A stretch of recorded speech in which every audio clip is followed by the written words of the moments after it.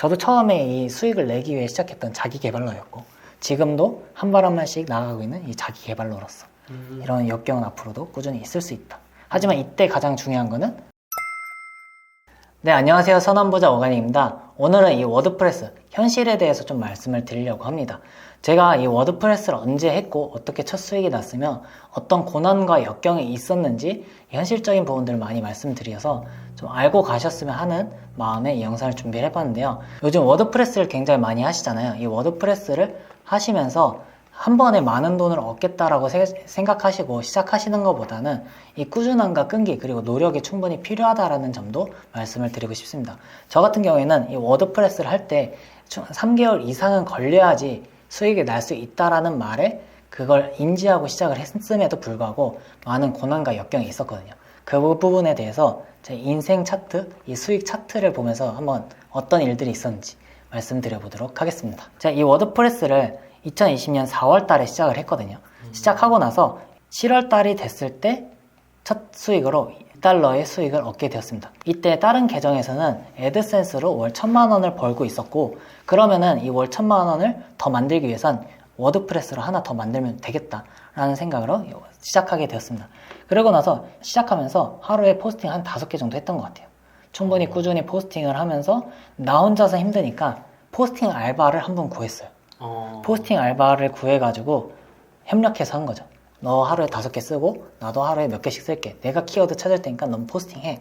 이런 식으로 협업을 하게 된 거예요. 그러면 하루에 몇 개씩 총 쓰신 거예요? 그때 하루에 5개 이상씩은 꾸준히 썼던 것 같습니다. 꾸준히 쓰면서 이왕 벌 거 좀 고단가로 해보자. 그래서 금융 쪽을 노리고 썼었죠. 그러면서 꾸준히 글 쓰니까 확실히 늘긴 하더라고요. 다만 중간중간 영원일 때도 있었어요. 영원일 때도 있었고. 왜 영원인 것 같으세요? 지금 딱 생각해보면. 지금 생각해보면은 SEO를 너무 제대로 공부를 안 했다. 제대로 공부 안 하고 너무 양으로만 밀어붙였다. 그냥 꾸준히 밀어붙이면 되겠지 라는 전략으로 갔던 거죠. 그리고 제가 직접 다 쓴 게 아니라 맡겨서 하다 보니까 그런 노하우 전수도 많이 안 됐었다.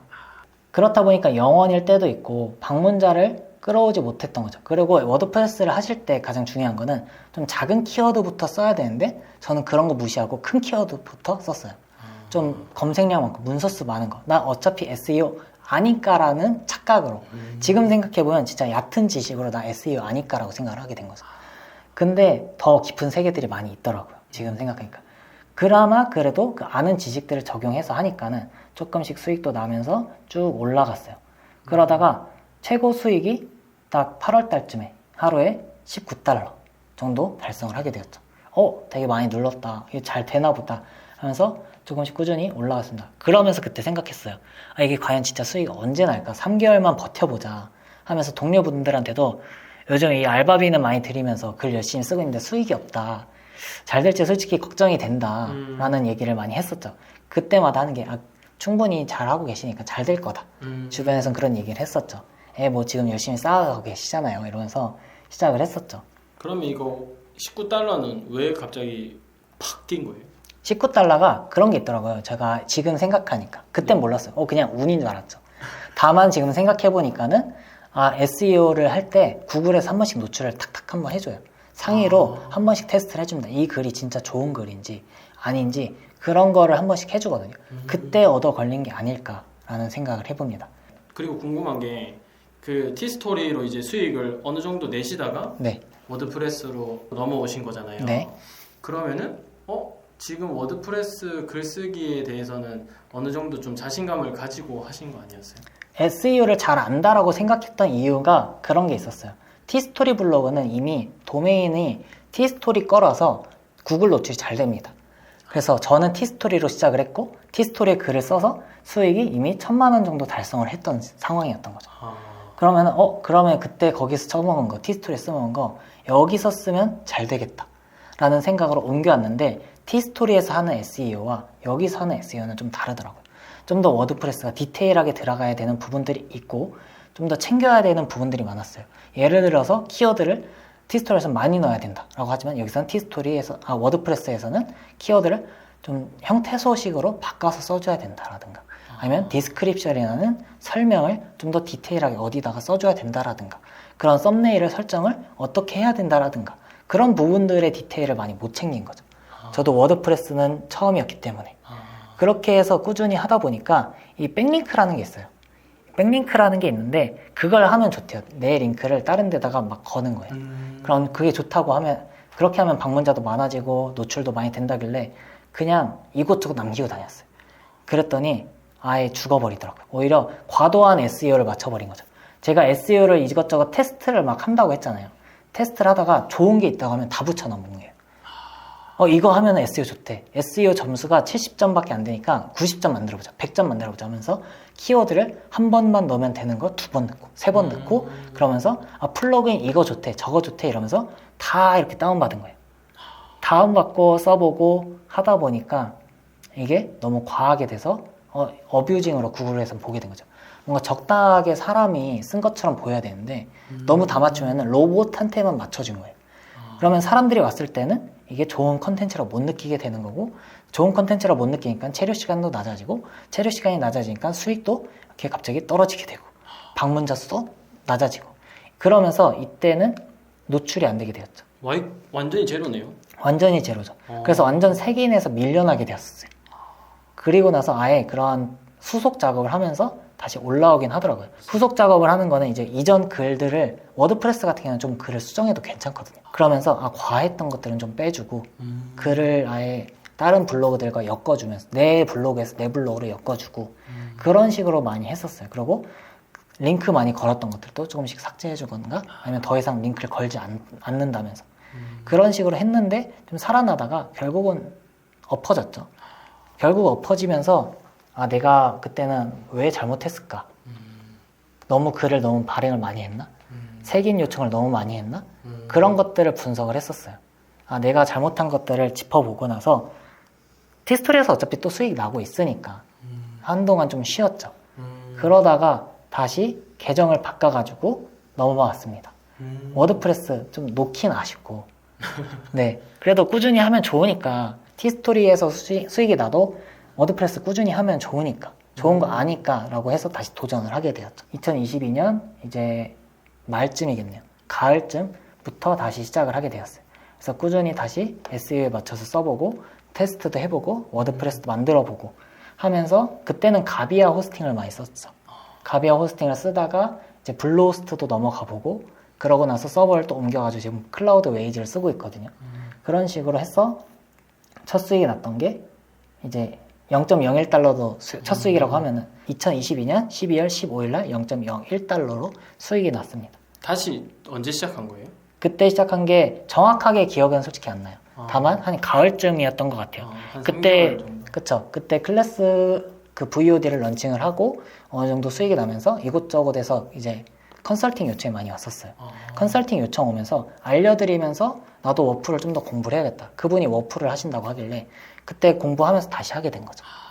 그러면서 이제 꾸준히 하다 보니까 첫 수익이 이때쯤 나게 된 거예요. 근데 확실히 네. 아까보다는 그래프 상향되는 게 다르죠. 완전히 다르네요. 다르죠. 네. 그래서 이때부터는 다시 그 경험이라는 게 그래서 굉장히 중요한 것 같아요. 한번 해보고 실패했다는 경험. 그래서 실패했을 때 저는 놓지 않았다는 게 가장 중요한 것 같습니다. 그래서 이 영상을 보시는 분들께서도 이제 내가 워드프레스 지금 잘하고 있을까? 지금 노출이 다 저조가 됐는데 그러면은 어떻게 해야 되지?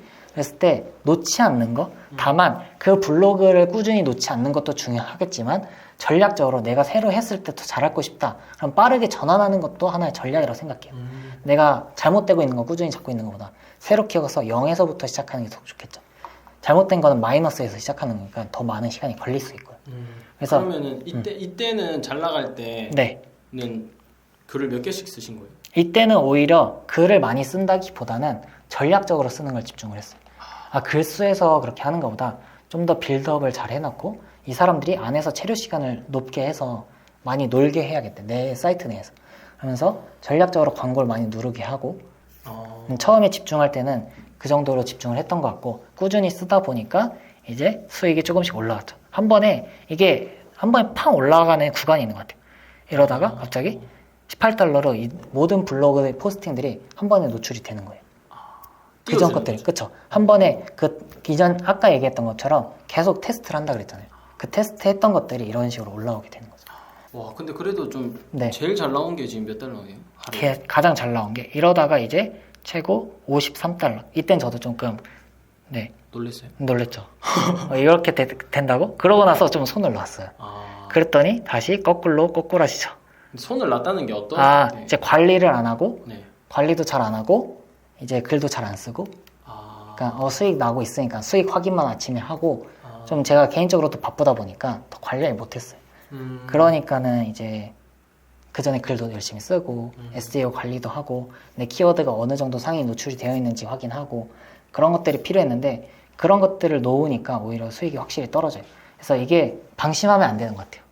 절대로 이 약간 사업하시는 분들 비슷하게 생각하시겠지만 딱 사업처럼 자리 잡았다 라고 해서 놓으면 안 되는 거 같습니다. 그래서 떨어지는 걸 보이니까 안 되겠다 경각심을 다시 갖게 되더라고요. 그래서 다시 열심히 하니까는 그때부터 수익이 다시 올라오기 시작했고 그리고 나서 또 바빠지기 시작하니까 다시 떨어지면서 좀 이제 누락이 조금 됐었죠. 누락이라는 게 이제 관리를 아예 안 해버리니까 이제 글들이 한 번에 밀리기 시작한 거예요.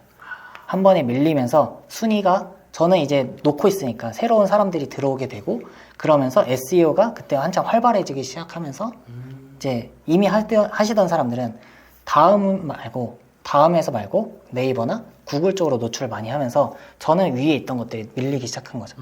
밀리기 시작하면서 수익이 떨어졌습니다. 떨어져도 그래도 하루에 뭐 30달러, 20달러, 뭐 10달러 정도 나오다가 다시 한번 또 올라와요. 또 글을 쓰신 거예요? 네, 글을 또 다시 관리를 했죠. 5월 달에 이제 SEO가 워프가 좀 다시 되는 것 같으니까 관리를 해줬습니다.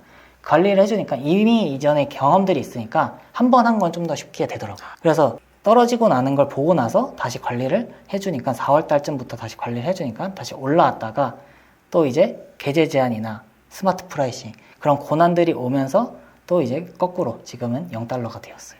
지금은 왜 다시 0달러? 이 계정이 티스토리랑 엮여있는 계정이거든요. 그렇다 보니까 계제 제한, 여기 보시면 광고의 수가 제한되었습니다 라고 해서 정책센터로 이동하세요 라고 나와있죠. 그래서 티스토리 엮여있던 워드프레스다 보니까 워드프레스도 같이 타격을 받은 거예요. 그러면서 도메인이 타격을 받은 거죠.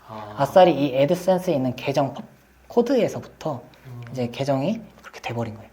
계제 제한을 당해버린 거예요. 그렇다 보니까 워드프레스에 있는 수익도 같이 떨어지게 된 거죠. 그래서 저도 지금 이 회복이 되길 기다리고 있습니다. 그래도 이런 식으로 좀 다시 해보니까는 29,000달러 정도 수익을 얻게 한 거죠. 다른 티스토리 블로그에 비해서는 좀 적은 편이긴 하지만 이런 우여곡절들이 충분히 계속 있을 수 있다. 저도 처음에 이 수익을 내기 위해 시작했던 자기 개발러였고 지금도 한 발 한 발씩 나아가고 있는 이 자기 개발러로서 이런 역경은 앞으로도 꾸준히 있을 수 있다. 하지만 이때 가장 중요한 거는 놓지 않는 거, 꺾이지 않는 게 가장 중요한 것 같아요.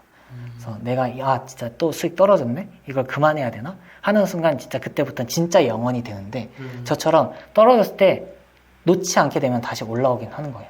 그런 게 가장 중요한 것 같습니다. 다양한 수법들을 테스트 다시 또 해보고 검증해보고 맞다고 하는 거는 또 새로운 사이트에다 적용하면서 계속 키워나가는 거죠. 그럼 지금도 이거 광고 계제 제한 네. 당했어도 글 계속 쓰고 계신 거죠? 네, 이럴 때일수록 저는 더욱더 열심히 해야 된다고 생각합니다. 그래서 오히려 광고 계제 제한이 풀리려면은 글수가 더 많아야 돼요.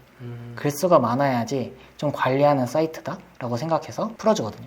그래서 저 같은 경우에도 요즘에 좀 글을 쓰려고 노력을 하고 있어요. 그래서 이 워드프레스 요즘 너무 좀 쉽게 하시는 분들도 많이 계신데요. 시작은 쉬울 수 있지만 그 과정들이 쉽진 않을 수 있습니다. 이 부분을 충분히 알고 시작하셨으면 좋겠고요. 그리고 내가 꼭 해내겠다고 하시는 분들이라면 이 구글 SEO를 정말 잘 공부하시는 것을 저는 추천을 드립니다. 저 같은 경우에도 처음에 그냥 얕은 지식으로 아니까 라는 생각으로 임하였다가 큰 코 다친 것처럼 그때는 글만 써서 된 게 아니라 서버비 나가지, 인건비 나가지, 뭐 사무실비 나가지 이런 투자를 했음에도 잘못되게 해서 마이너스를 많이 본 거였죠. 그러니까 여러분들만큼은 좀 더 많이 공부해서 이후에 다음 그래프를 보니까 SEO를 잘 아니까 좀 더 쉽게 수익이 올라가는 걸 보이죠. 그런 것처럼 여러분들도 잘 공부하셔가지고 성장하는 발걸음으로 되셨으면 좋겠습니다. 이 영상이 좋으셨다면 구독과 좋아요 그리고 선한 댓글까지 해서 모두 선한 부자 되셨으면 좋겠습니다. 감사합니다.